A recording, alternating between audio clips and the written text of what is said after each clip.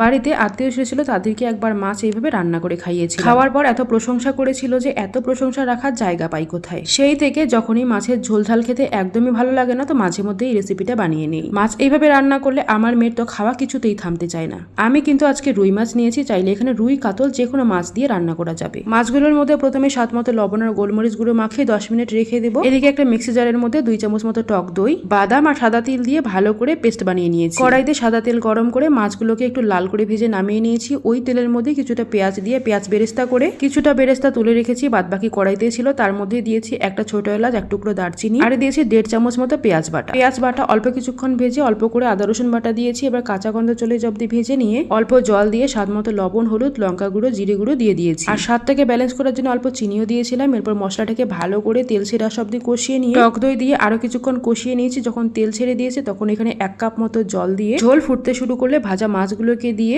2 minute মতো ফুটিয়ে নিয়েছি। এরপর একটু গরম মশলা আর পেঁয়াজ বেরেস্তা ছড়িয়ে ঢেকে আরো 2 মিনিট মতো রান্না করেছি, আর স্ট্যান্ডিং টাইম দিয়েছি 5 মিনিট মতো। এরপর কিন্তু সার্ভ করে দিয়েছিলাম।